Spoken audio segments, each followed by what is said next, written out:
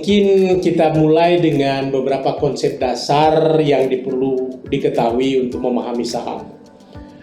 Ada kira-kira 3 atau 4 konsep dasar yang perlu diketahui oleh seorang pemula. Yang pertama, pada dasarnya ada 3 bentuk usaha. Bentuk usaha yang pertama adalah perusahaan perorangan. Ya, kalau saya jual rokok di pinggir jalan, saya punya perusahaan, one man show. Lalu kena keterbatasan dana, biasanya dia menjadi persekutuan, katakan firma misalnya, bukan badan hukum. Beberapa orang kumpul uang. Nah, yang paling populer dalam pasar modal itu adalah perseroan terbatas. Di tahun 1855 di Inggris keluar Limited Liability Act yang memisahkan antara perusahaan sebagai badan hukum dengan pemegang sahamnya sebagai badan hukum. Yang ingin saya katakan sebagai konsep pertama adalah bahwa saham hanya bisa diterbitkan oleh badan usaha berbentuk perseroan terbatas. Namanya bisa berbeda-beda, incorporated di Amerika Serikat, berhad di Malaysia, tapi pada dasarnya adalah perseroan terbatas yang berbentuk badan hukum. Itu konsep yang pertama. Konsep dasar yang kedua, di dalam setiap perseroan terbatas kita kenal modal dasar.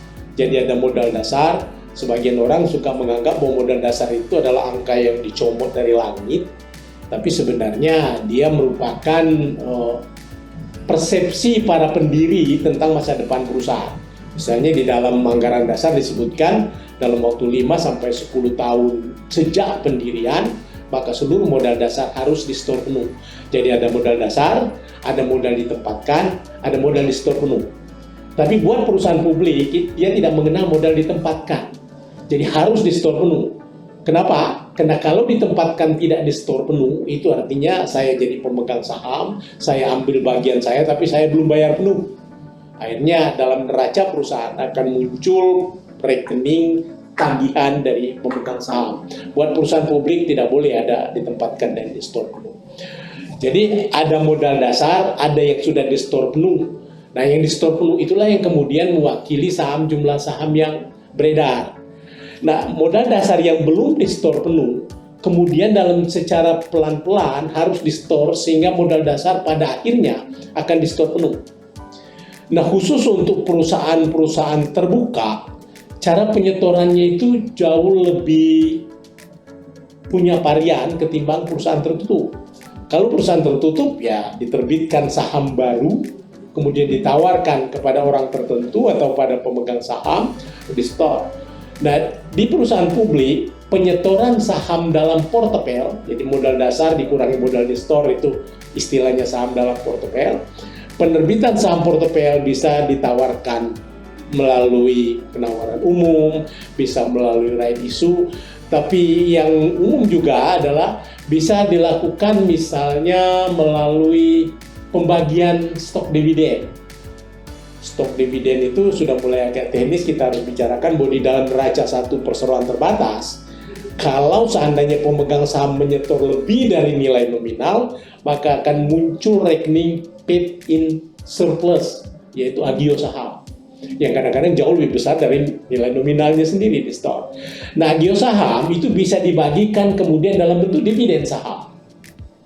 Artinya agio secara pembukuan agionya hilang, berubah jadi saham di store. Itu bentuk penyetoran saham dalam portefel. Ada lagi saham bonus. Mirip sekali dengan stok dividen, tapi maaf saya keliru. Saham bonus adalah agio saham yang dikapitalisir menjadi modal di store. Dividen saham di dalam perusahaan-perusahaan yang memperoleh keuntungan ada rekening return earning, laba ditahan, laba yang tidak dibagikan. Jadi kalau perusahaan dapat laba, sebagian dibagikan dalam bentuk dividen, sebagian menjadi laba ditahan. Nah, laba ditahan itu kemudian bisa dibagikan dalam bentuk dividen saham, sehingga kemudian rekening laba ditahan akan menambah modal di store. Itu cara. Cara yang lain lagi bisa melalui employee stock option program. Saya kira saya perlu bicara yang ini agak panjang. Saya ingin mengatakan bahwa di negara maju, remunerasi eksekutif, direksi, board of directors, dan lain-lain yang paling besar, itu bukan gaji, tetapi opsi. opsi hak untuk membeli saham perusahaan pada harga yang sudah ditentukan, yang biasanya jauh lebih dari harga pasar. Jadi bayangkan misalnya kalau saya direktur sebuah bank, atau kita mengambil contoh BCA misalnya, saya punya hak untuk membeli saham BCA dari saham dalam portofel pada harga Rp1.000, sementara harganya sebelum split Rp35.000. Saya store 1.000. Nah, saya ingin mengatakan bahwa di negara maju, remunerasi eksekutif terbesar adalah dari opsi. Anda barangkali tidak menyadari bahwa Elon Musk sebagai CEO Tesla, dia tidak pernah menerima gaji. Tidak pernah menerima gaji. 100% imbalannya sebagai CEO dibayarkan melalui opsi yang berjenjang sekian. Nah, opsi ini kemudian juga bisa menjadi salah satu metode untuk menyetor modal dasar. Dan yang terakhir, untuk perusahaan publik, kadang-kadang terjadi peleburan. PT A misalnya mengakuisisi PT B, dia bayar tidak pakai duit, dia bayarnya pakai saham. Jadi PT B, PT A kita sebut sebagai acquiring company, perusahaan yang membeli. PT B kita sebut acquired company, perusahaan yang dibeli. Dia belinya pakai saham. Jadi saham PT B diambil alih oleh PT A, diganti dengan saham baru PT A, sehingga kemudian PT B hilang, pemegang saham PT B menjadi ikut pemilik saham PT A. Lebur, dua perusahaan menjadi satu. Kita bisa lihat misalnya di bursa Bank Syariah Indonesia yang tadinya milik BNI, milik BNI, milik Bank Mandiri, yang kemudian menjadi satu BRIS. Itu melalui, dan itu penambahan modal di store. Itu konsep yang kedua. Nah, konsep yang ketiga, saya kira gambaran pemegang saham itu bisa diberikan dengan 3 kata. Kata yang pertama, dia adalah ultimate control.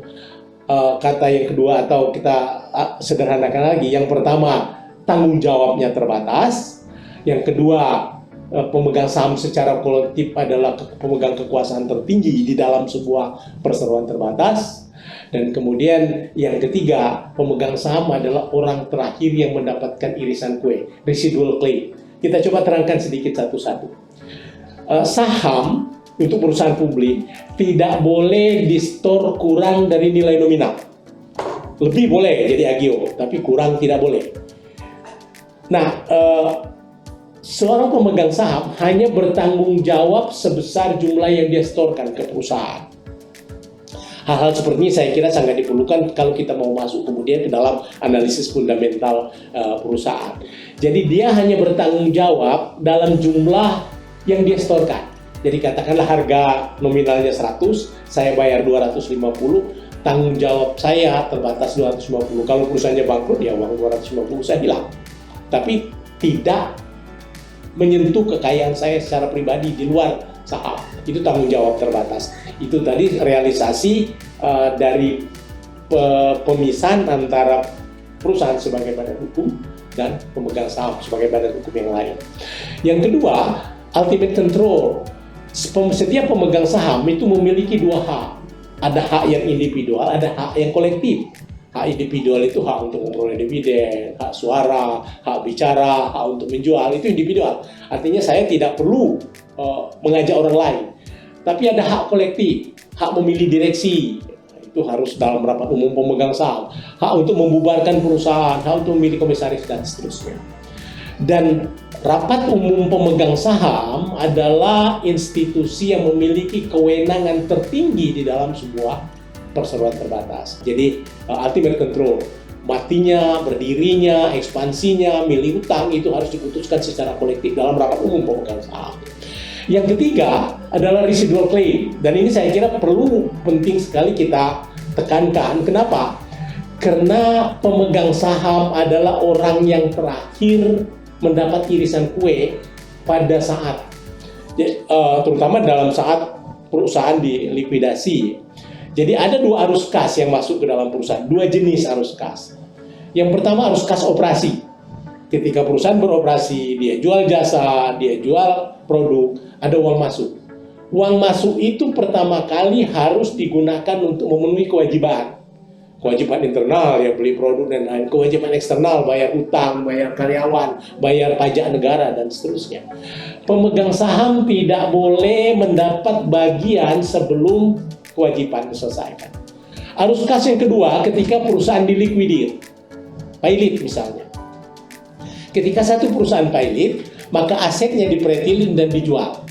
Hasil penjualan kemudian digunakan untuk memenuhi kewajiban dengan hierarki seperti yang saya sebutkan tadi. Nah, kalau masih ada sisanya, pemegang saham bisa mendapat bagian yang terakhir. Kalau tidak ada sisanya, pemegang saham silahkan menggigit jari. Itu peraturan dan itu adalah etis. Jadi kalau kemudian saya boleh menyimpang sedikit, di Indonesia ada perusahaan yang bangkrut, tetapi kemudian pemegang sahamnya tiba-tiba menjadi lebih kaya, itu dia melanggar etika dan melanggar. Ya tentu saja dia ngambil irisan kue terlebih dahulu sebelum orang-orang yang seharusnya punya hak untuk memperoleh irisan terlebih dahulu mengambil. Pakai transfer pricing atau pakai cara manipulasi lain-lain yang nanti pada kesempatan lain bisa kita bicarakan. Saya kira ini basicnya sebelum kemudian kita masuk kepada konsep dasar melihat saham sebagai objek investasi. Itu konsep-konsep dasar yang lebih banyak bermuatan aspek legal ketimbang aspek